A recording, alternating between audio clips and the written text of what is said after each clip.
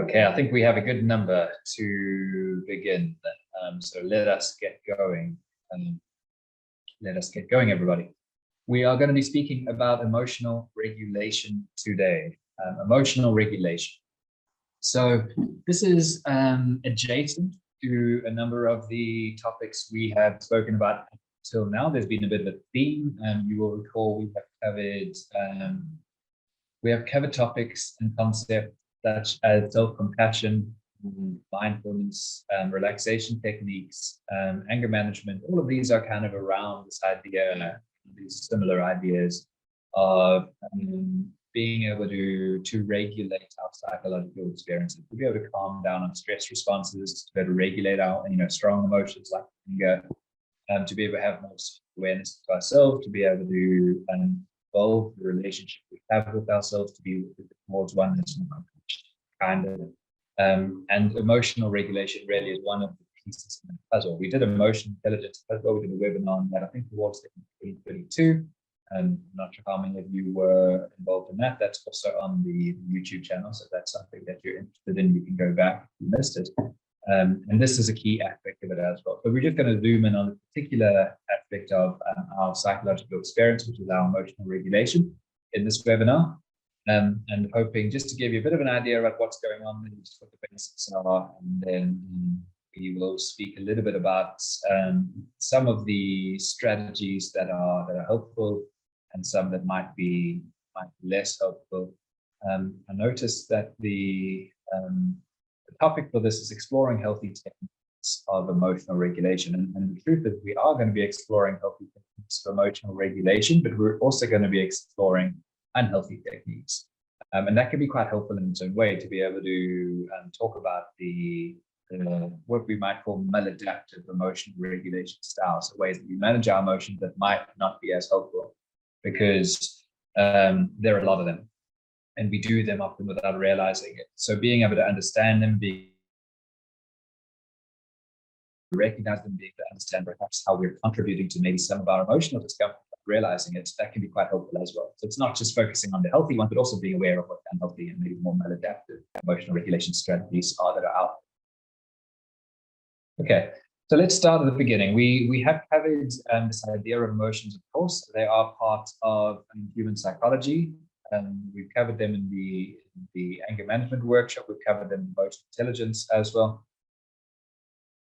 And we're just going to speak a little bit more. So just a bit of a recap now.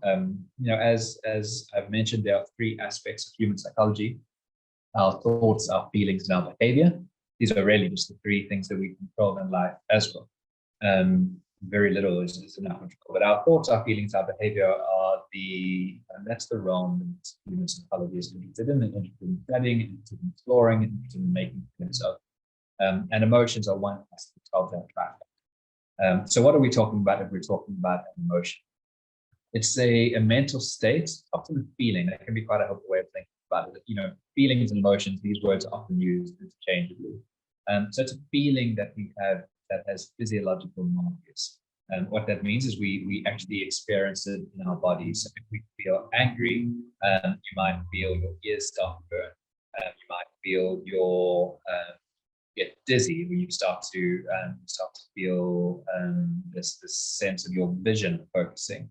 If you get sad, you might start to cry. Also, if you're happy, you might start to cry, and you might start to smile. That's a physical manifestation of it. So there's expressions of these feelings that we feel in our bodies that have these biological changes that are linked to this kind of psychological state. It's different to a thought.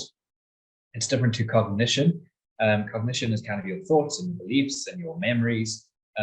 Emotions are the general feelings that we have around what does this actually feel like. We can put words to it, but often it comes without words. It's just this sense of this experience of being a certain way. And it can feel really positive, and it can feel exhilarating, some more positive feelings such as excitement, joy, connection, appreciation, connection, compassion. These feelings can feel really uplifting. And then some of the more uncomfortable feelings can feel quite uncomfortable and unpleasant and painful, scary, such as sadness, pain, loss, and disappointment, and anger, of course, as well. And they often feel quite spontaneous, so we don't think about them as much as they just suddenly arise. And something might happen, either an external or an internal event that triggers them. An internal event would be a memory that I have. For example, I remember something that happened a week ago that someone said to me, and I start to feel angry about it. That's internal trigger. So it just kind of comes. Or an external trigger, which is, someone pushes in line when I'm in the shopping center. If anyone still goes to shopping center, that might happen. People push in line, and all of a sudden, I have this feeling of indignation, outrage. How dare they? This kind of sense of feeling a certain way. And importantly, they're a very normal part of experience. This is an important part of human psychology. It is very normal to feel feelings. And we have different relationships with our feelings. Different people have different ways of regulating their feelings. But the more abnormal part would be if we didn't have feelings. So having feelings is a very normal part of human experience. They are evolution. The evolutionary psychology, at least, suggests that there might be a number of reasons. If you think about them, it's quite a good question. Why do we actually feel these feelings? Which can feel quite they can feel quite overwhelming and chaotic, disordered. And we ask, why would you feel them? Where would they come from? And there's two main theories of that, which I think are quite convincing. Number one, they drive behavior. So if we are feeling something, what that often does is allows us to act. And acting has significant survival benefits to us and to our ancestors. So if we feel threatened, and if we feel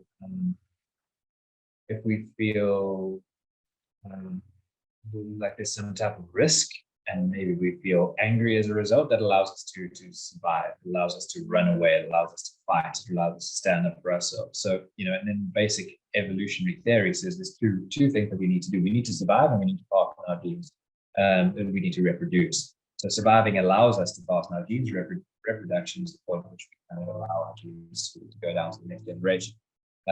So staying alive, emotions can be quite helpful. They can, drive us to act in other ways, competitively, for example, and that can be helpful as well. Again, has been helpful to our ancestors, but also not just those powerful drivers of feelings, just fear and anger, but there are other feelings that we have that are also quite helpful in terms of social cohesion. They bond us together with other people.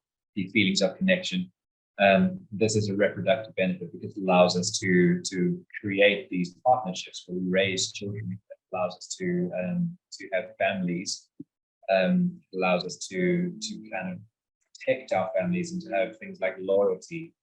These emotions facilitate that. So that's the reason we're kind of saddled with the part of our psychology that's our emotional experience. And like it or not, for better or worse, it's part of what makes us human, and a part of what makes you the person that you are, feel these things. And that says to me, and it should say to you as well, that because these are normal experiences, and because they're kind of not going anywhere, and they're inevitable, that you are going to feel feelings as you navigate this whole experience of life. What that should say to us is we need to have ways of dealing with them. We need have of regulating these experiences. So I'm not coming through too clearly to you. Is everyone else hearing me? You guys hearing me? Okay.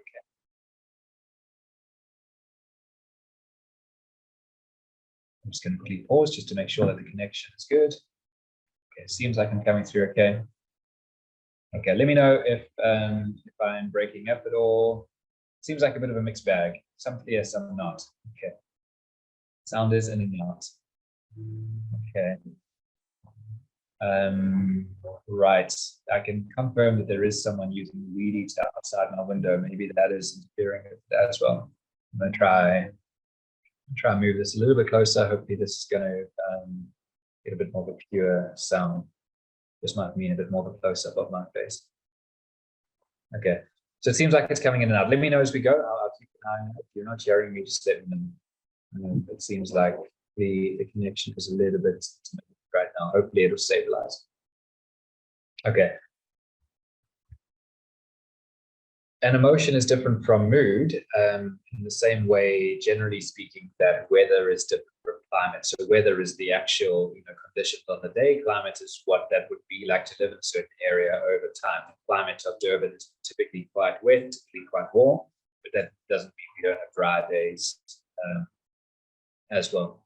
It doesn't mean that we don't have days that are very cold. That's kind of specific conditions. So with your emotions, it's saying you can feel specific emotions together and create this thing called mood, which is maybe an uplifted mood or an euphoric mood or a very depressed mood or an anxious mood.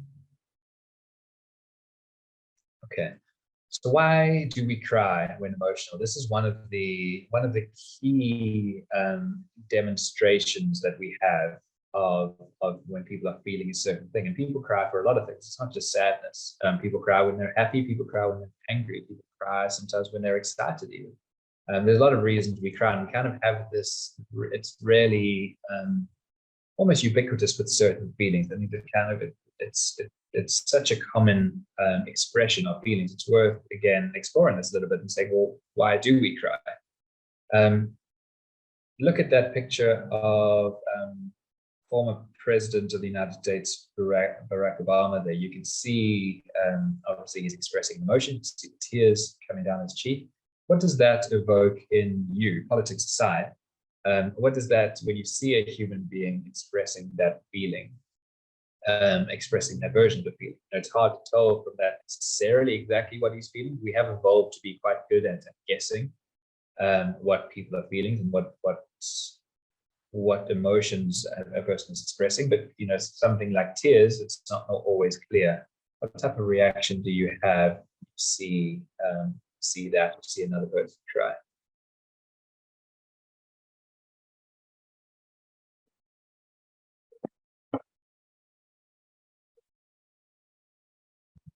Most people will find that they're so yeah, something on the lines of what Tanya is saying, and I'm sure a lot of you are feeling is sadness and sympathy. There's a connection that happens in those moments with another person. As Laura says, you might be a negative connection that you have, but there's something that's signaled to us that we're picking up in that moment through that expression of tears. Through that expression of crying, and it's an interesting adaptation that's happened there, because at the end of the day, crying has a lot of benefits for your eyes. So it cleanses up. Animals who probably aren't feeling feelings. That's a different topic. We could argue that a lot of people have. But even animals that aren't necessarily feeling an emotional experience still cry. So crying has this kind of cleansing, it cleans your eyes. Tear ducts are there for a reason. But yet it started to, at some point in our history, there was this adaptation that people who were sad suddenly started to express this kind of physical expression of it, which is crying. And it's a really helpful way, actually, of expressing to other people what we're feeling. And I think this is one of the theories for why crying is so common. There's a number of different benefits. I won't spend too long on them, but yeah, I mean, it's helpful for emotional regulation. Just crying itself. Anyone who's allowed themselves to cry, this is, we describe it as a good cry. When's the last time you good cry?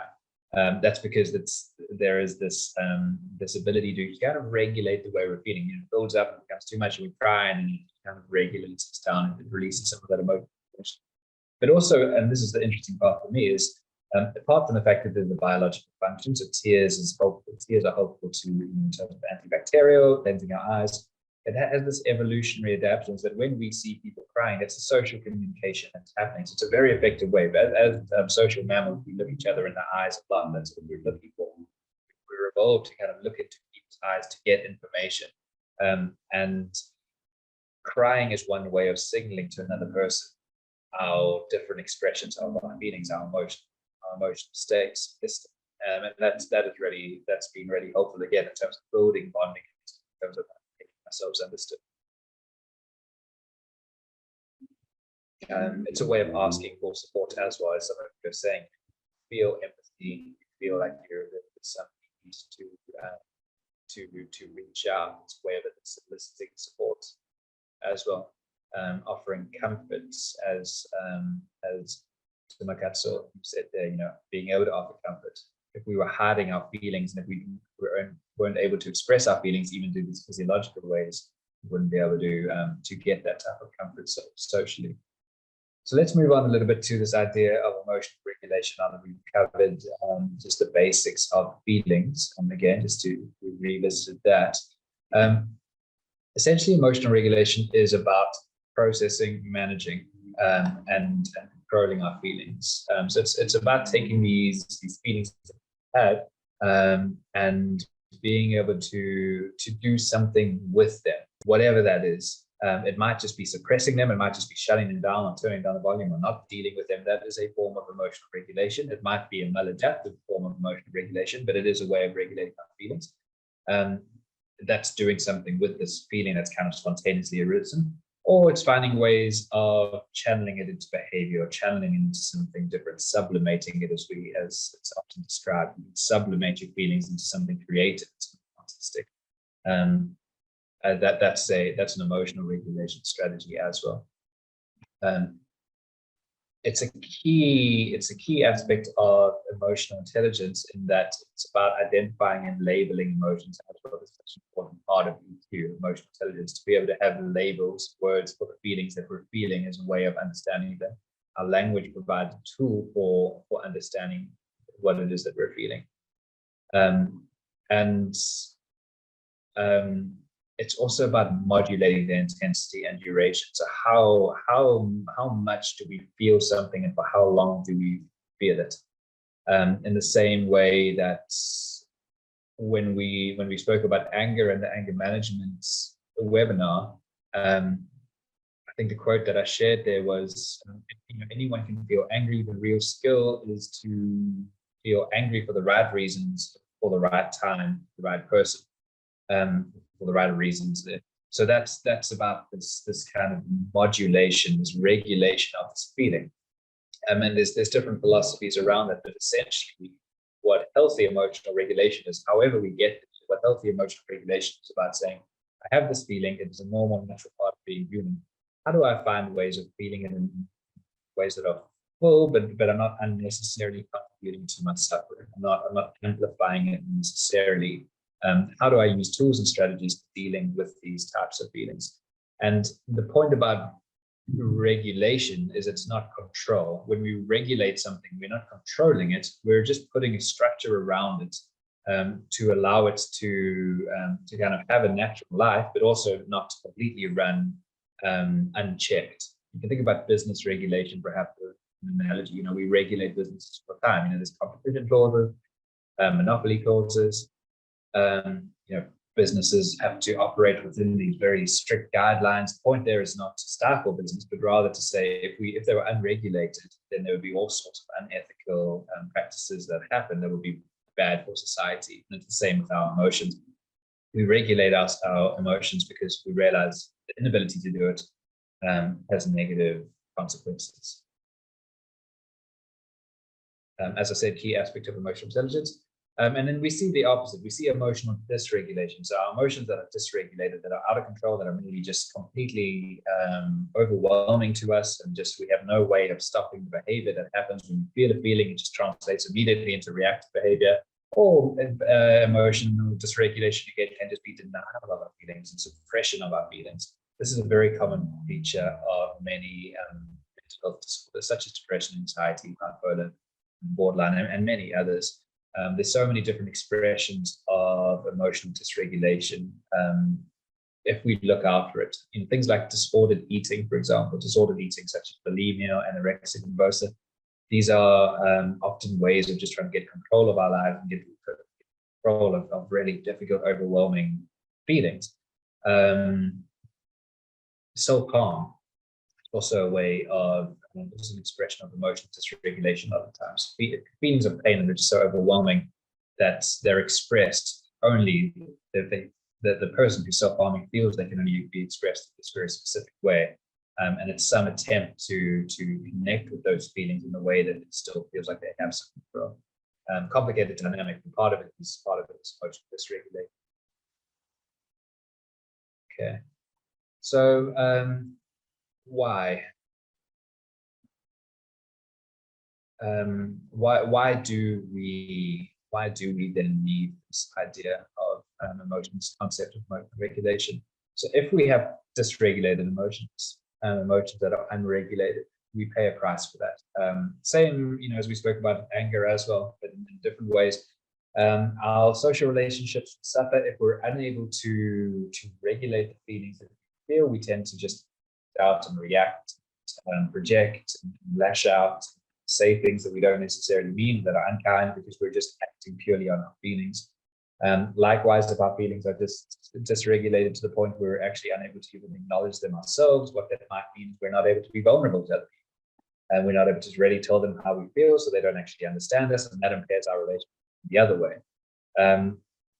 Poor emotional regulation also means we often lose the capacity to feel the feelings that are really an important part of being human, in the positive sense, the feelings that we more typically call positive feelings, just happiness, and excitement, and exhilaration, and connection.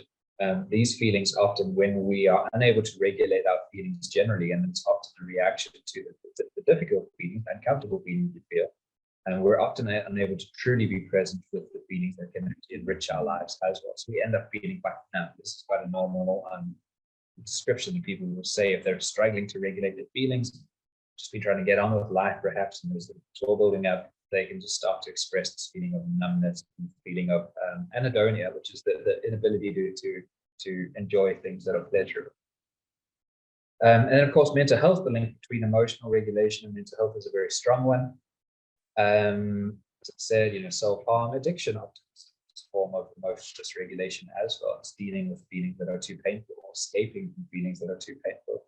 And then, of course, the relationship between our physical health and our psychological health is very, very, a very close relationship, and the inability to regulate feelings leads to chronic stress and other associated health conditions. It's sometimes helpful to think about the way we respond to our emotions along the continuum line, right? And you can plot different points along this line. With extremes. So I've hinted at this in this webinar. I've spoken around this, and I've spoken about it in other webinars. But essentially, what I mean by this is that on one end of this continuum, we spoke about this fashion as well. One end of the continuum, it's about denial. So it's saying, I'm not actually feeling anything right now that's affecting me. I don't really care about what's happening right now. I'm okay. I'm above this. I'm strong. And I'm Superman, Superwoman. I'm going to be able to get through the situation. I don't really have to feel anything. And this is something that's often learned quite early in our lives. We learn that emotions are uncomfortable. We learn that they're painful, and that they're chaotic, and they're overwhelming. And so we kind of just say, okay, well, I need to not be overwhelmed by them. I need to survive. I need to get through this difficult time. And so we create a relationship with our emotions, which is avoidant. And like so many of these traits that we have and strategies that we have, we often learn really young in our life. The other extreme on this continuum, so that's the one side, it's just denial of our emotional experience. On the other extreme of the continuum is an over-identification with our emotions. So the inability to regulate them, just purely emotional responses without any type of rational, any type of strategy to deal with this. And this often is kind of linked to self-pity, feelings of victimhood, feeling that, bad things always happen to us, and just really leaning into the misery without any type of helpful perspective or any type of intellectual framing we can use to regulate those feelings. So these are the two extremes. And emotional intelligence and healthy emotional regulation is often somewhere in between.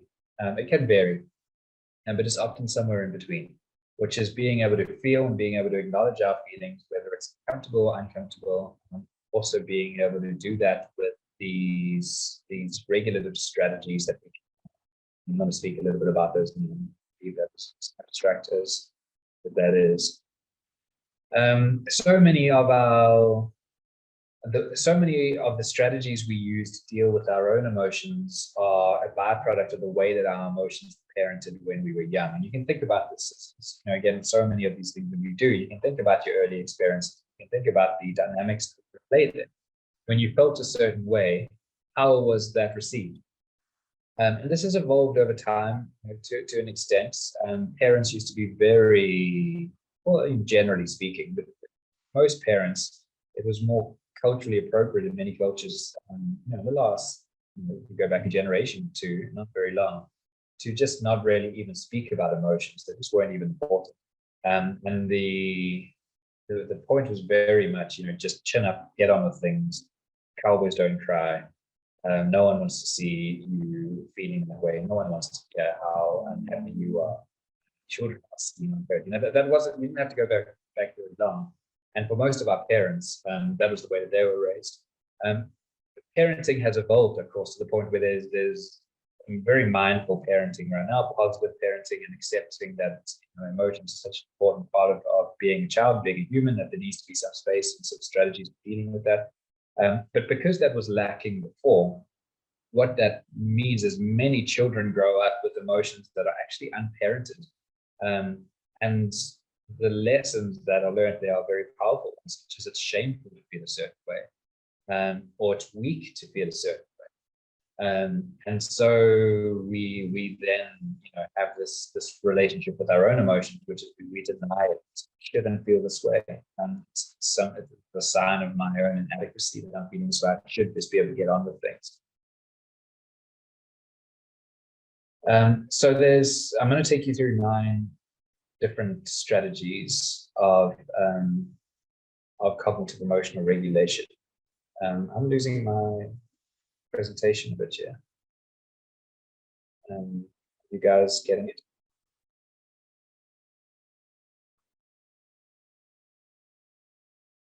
Okay, it might just be an issue on my side.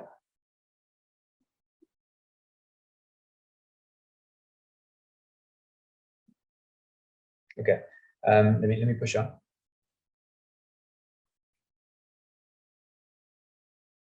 Okay, 9 strategies of cognitive emotional regulation. These come from a cognitive emotional regulation framework, and cognitive emotional regulation is different from behavioral regulation. I don't want to get you, too in the weeds with this. That sounds probably more complicated than it really is. Essentially, what it means is that behavioral emotional regulation are things that we do behaviorally, so actions that we take in order to manage our feelings. So if I'm feeling angry, I punch back, or I walk away. These are behavioral interventions.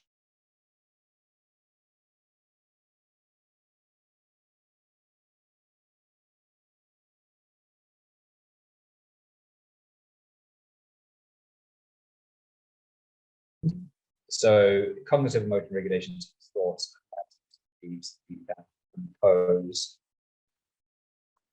Okay. Good. I'm just keeping an eye to see if I'm coming through. Okay. And I'm going to push on, and hopefully it's coming through. I'm seeing some good comments there, by the way. I'm not having the opportunity to address them right now, but I'd like to come back to some of them.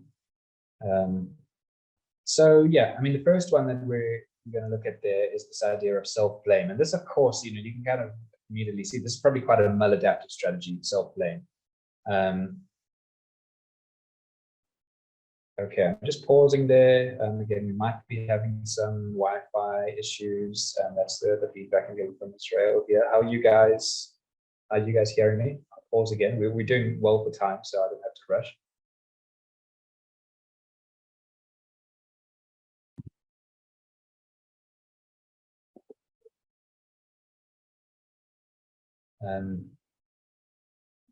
Yeah, just whilst we're waiting and just making sure the connection is okay, I'm just going to read the 2 comments that I saw, which were great. I think Yonela is saying, I think it's also very important to address the issues as they occur, or speak about them before they build up too much. That's very true. Knowing which bites to bite is important, of course. But yeah, being able to speak, being able to use our voice when it's appropriate is so important. And that's also a way of regulating our feelings, because if we don't speak, our feelings often feel unacknowledged, and they can build up. So my gut soul saying, I'm great webinar. The mistakes we have inherited through parenting, we pass them on to our own children. Indeed, we do that. And when we're parents, for those of you who are, you realize these things, you realize how activating it can be. And a lot of it comes down to emotional regulation as well. Okay, seems like the sound is coming back, so I'm going to push down. So self-blame is a way of gaining control over a situation. You can think about it, if something bad happens to me, let's say,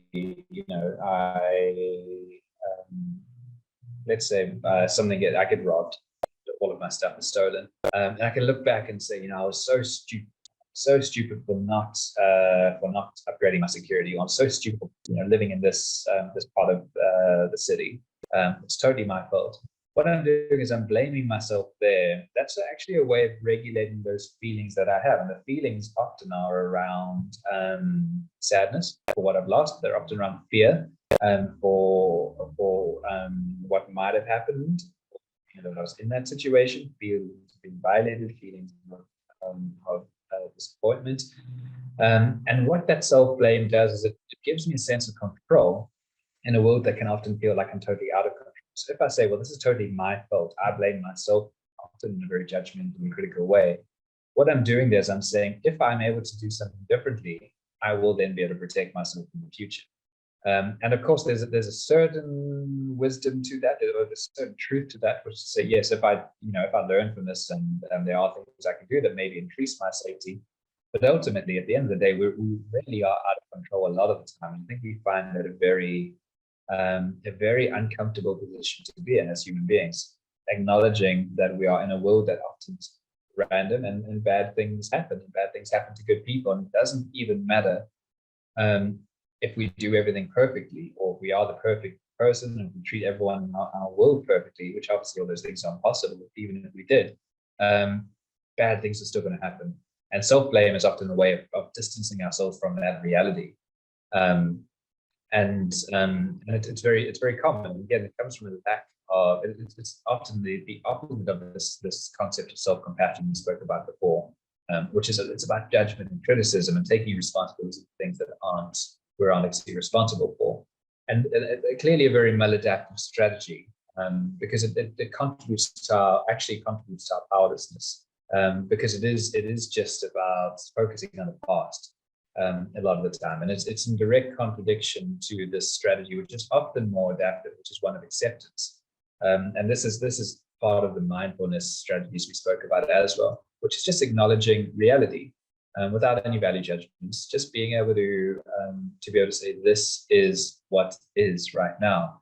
And often we don't do that. Often we find it hard to accept, and often we deny, because reality is painful, especially when we're talking about loss, grief, and failure, and all these really difficult experiences that are part of being human. But when we start to accept it, we actually have to deal with this. And this is often what I see in the grief counseling that I do is acceptance is not the end of the grieving process. Acceptance is often actually just the beginning of the grieving process, because only once we really start to accept the loss that we experience can we really start to deal with the powerful feelings that are there. And it's hard to do, but if we're able to do it and just able to be a little bit more connected with how things are, and to practice this, and to be mindful and present, and to sit with emotions that are difficult, this can actually reduce their intensity. It can make those emotions not easy, but we can be big enough to deal with them. Put it that way, we can grow to the point where we can carry the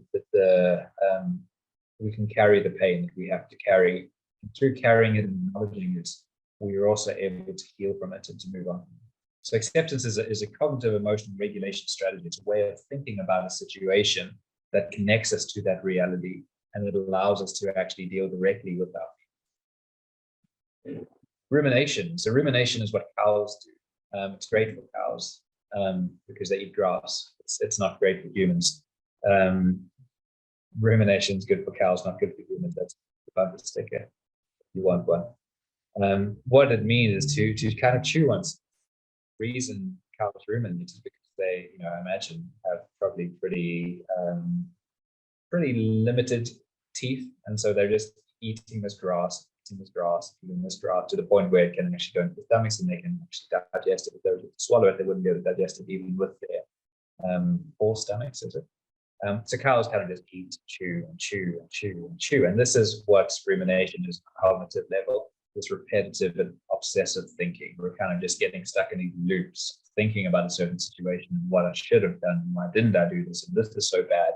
And it kind of gets us really stuck, trapped, and feeds these feelings, and often increases the intensity of it. So it can be quite maladaptive as well, of course. You see, I'm breaking these into adaptive versus maladaptive. They're not always that clear cut, but it just gives you a bit of a sense for them. So yeah, if we're more ruminative, what that often means is that we don't solve the problems. We don't make decisions because we're just stuck in the loop and it just feels like it's another end of it.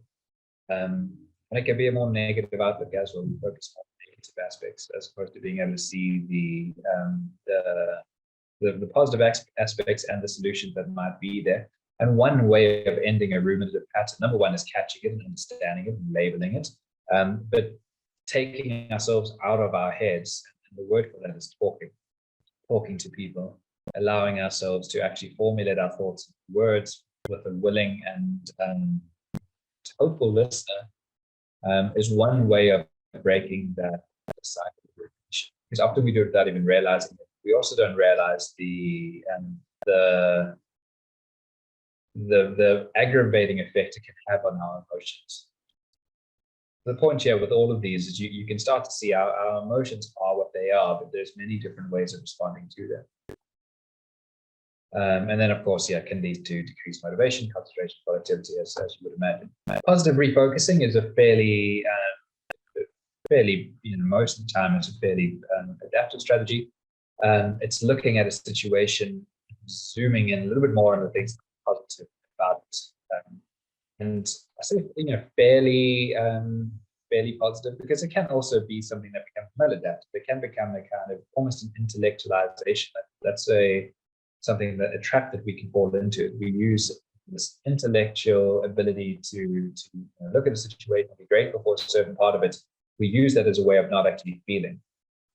So the point here is not to deny the difficult feelings that are there, but just to be able to see a situation for all of the complicated parts that it is. And almost nothing is ever just one thing. Most things are a combination of different things. And those are good and bad, and difficult and easy, and uplifting, and all of these things. So positive refocusing allows us just to focus on a specific aspect of them and say, well, there is good in this as well. There's a lot of difficulty and pain, and it's hard. There is also this aspect of it that I'm grateful for. And then it promotes resilience, because when we are able to see the different parts of the situation and focus on the parts that are positive, it means that we can deal with more hardship, because it's not just hardship a lot of the time. It's hardship, but it's also we have the ability to respond to it and to be able to choose what to take from it. That gives us a lot of power. Refocus on planning. This is a kind of go back to the drawing board. Okay, well, something difficult has happened. I've met a roadblock, or I've had a failure. We often find those feelings really difficult. One way of regulating that most experiences, we go back to actually planning. What can I do now? How can I go back and do this different? And that can be really helpful as well. It can be a way of regaining a sense of control. It can be a way of taking the lessons that are as one growing through these adverse conditions.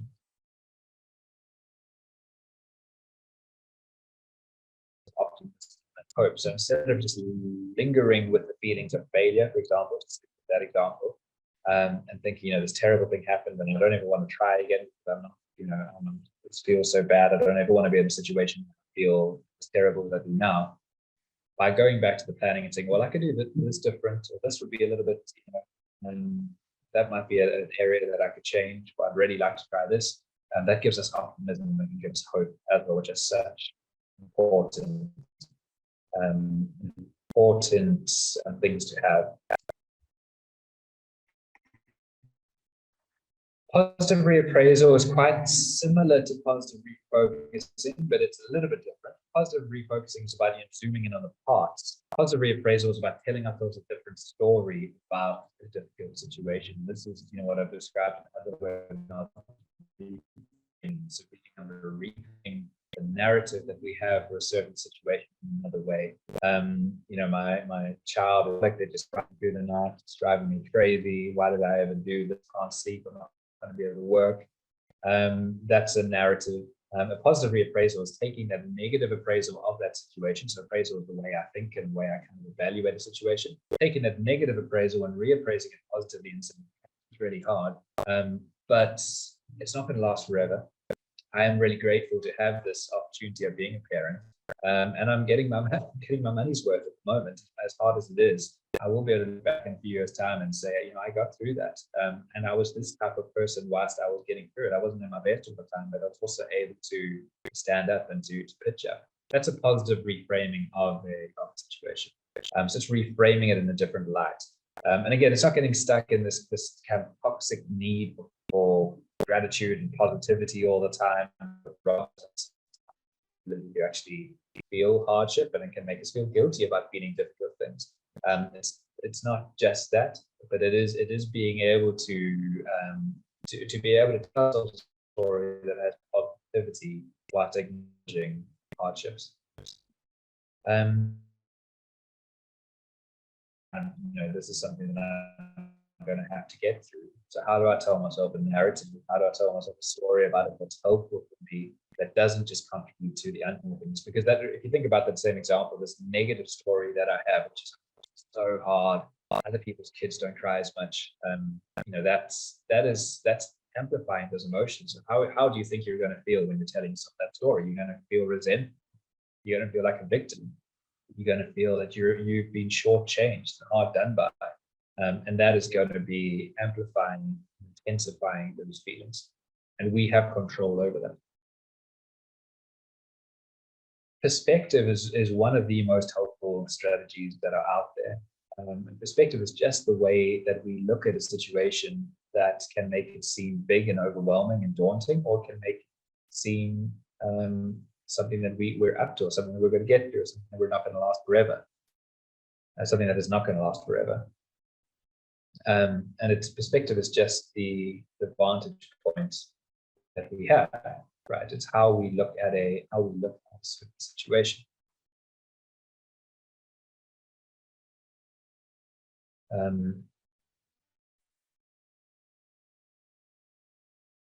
Sorry, I seem to be having some technical issues today. They continue. I just put my camera going off. One way of positively reappraising that situation is saying, well, yeah, there are technical difficulties and my camera might have died, but at least you don't have to see my face anymore. That's a positive reappraisal. Yeah, in all seriousness, I'm not sure if it has. I've stopped seeing it, but that's okay. We're gonna push on. So perspective is about how big something is. How big is this challenge that I'm feeling? And often when we're ruminating over something, it can feel like it is the biggest thing in the world. Okay, good. It seems like we're still working. Yeah, thank you, Sharon.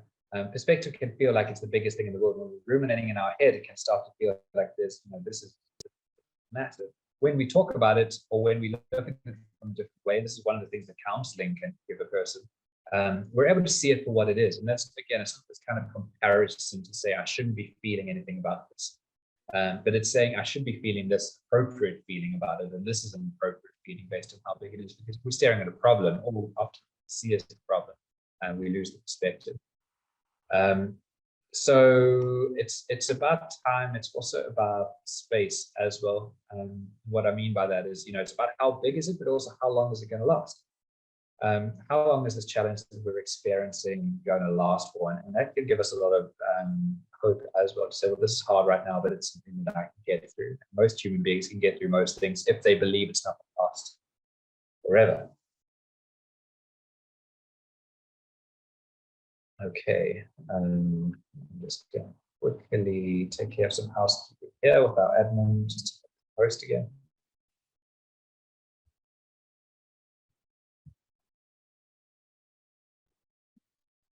I don't know how to do that.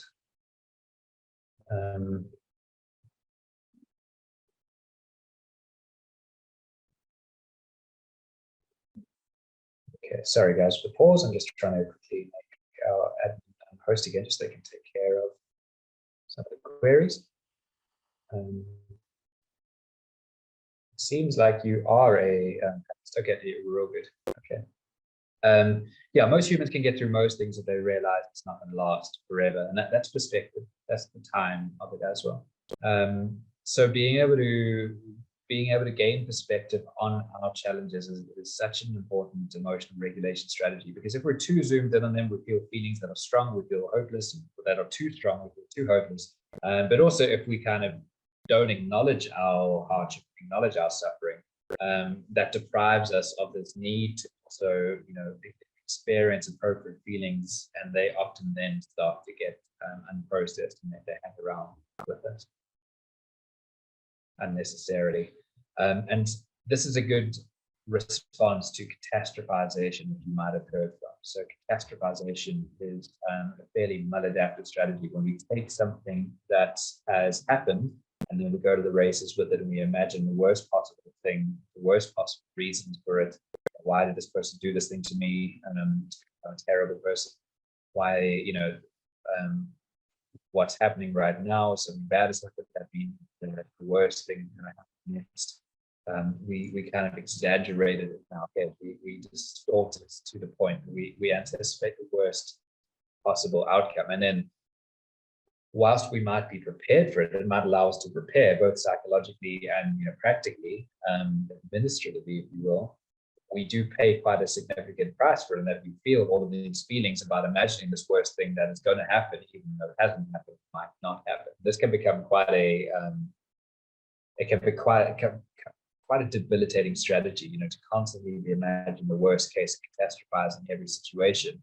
That is really the inability to have the appropriate perspective on the adversity and the hardship that we're suffering. And the feelings we feel can often be really intense and intensified because of that. So the final one, the final strategy, we'll go for some questions after this, is about other blame. So we started with self-blame. This is a similar dynamic, except of course it's directed at people. So it's saying you are at fault for this thing. You're to blame for this thing, and it shifts the responsibility, and therefore shifts away from it. So if I'm feeling this feeling, it feels like too much. I feel like what might feel like I've let myself down. Who do I blame? Whose fault is it? And that allows me to feel a bit better about myself. But of course, what it also does is it distorts reality again, and it stops me from being responsible, stops me from being accountable, stops me from being able to grow as a result. So it's a way of regulating those feelings that just pushes all the accountability away. And it's detrimental to our own self-growth, but it's also and development, but it's also detrimental to our relationships, because we become resentful, right? The people and these things that are at fault for our own things. And it doesn't allow us to have this honest conversation with ourselves about what's really going on and what's the real cause. Yeah, how do I learn this? Okay, so those are 9 cognitive emotional regulation strategies. Some of them are adaptive, some of them are maladaptive. I'm sure you'll recognize some of them if you do, and I hope that you'll recognize some of the adaptive ones, the hopeful ones as well. But also, I hope that you'll be able to pick up some and say, these might be things that I can become better at. I can spend a bit of my time upskilling in that way, or practicing, maybe putting things into perspective, or positive refocusing, positive reappraisal, refocus and planning, acceptance, just being able to practice those when we are going through difficult times and difficult experiences. Okay, so thank you very much, everybody. And the zero, which slide are you referring to? This one here, catastrophizing. I'm going to leave it on that. Okay, fantastic. Thank you for persevering through some of the challenges we had today, and regulating the feelings of frustration you may have felt when you couldn't hear me, see the slides. It seems like for the most part we were good, and I think you were able to get the content So any questions or comments at this point?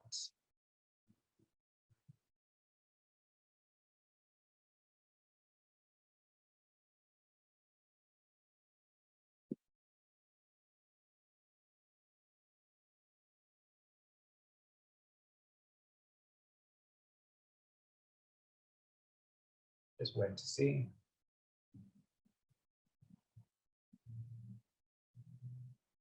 The YouTube channel is Region Business School. That's the channel you'll find it on. Imposter syndrome. Yes, please make a workshop about imposter syndrome. That's a great idea. Yeah, can we make a note of that? And Disrupt, can you make a note of that if possible? Imposter syndrome is a fantastic topic and so common, and definitely something we can speak about. I think I've missed a question from Don. I'm not sure where that question is. Okay, yeah, got it. I can't reach an understanding of how rumination is a strategy to cognitive promotion motivation. Does not carry the risk of attracting regrets, which could then mess with the entire regulation practice. Yes, absolutely right. So just to reiterate, not all of these are helpful. Not all of these are even recommended. A number of them, such as other blame, self-blame, rumination, catastrophization, these are all fairly maladaptive strategies. So they are still regulating your feelings. Rumination is a way of trying to kind of get to the bottom of this feeling that I'm feeling, or the discomfort that I'm feeling. It's often an ill-advised way, but it is a way that we kind of try to deal with difficult feelings that can feel overwhelming, or situation that feels overwhelming. We kind of go around and around and around. That's a way of regulating feelings, but you're right, it's really helpful. I hope that makes sense. Okay. Shiraj, how does one manage anger without lashing out? Well, it's a simple question with a very complicated answer. We did do a full webinar already on that, which I'd encourage you to look at.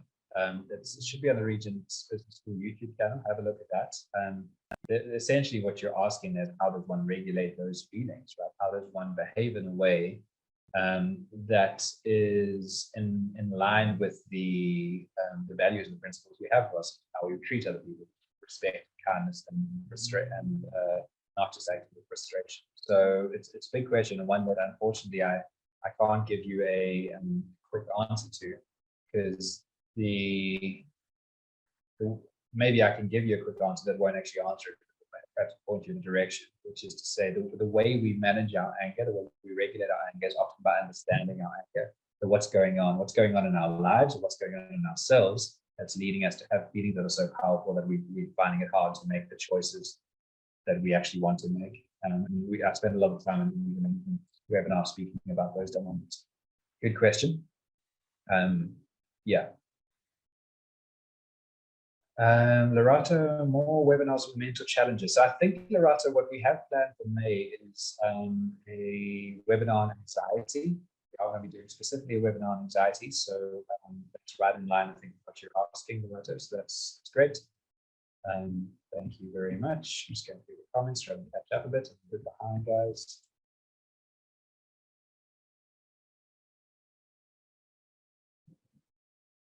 You can share it to Makatso by sharing the YouTube links that'll all be there. That's open to everybody.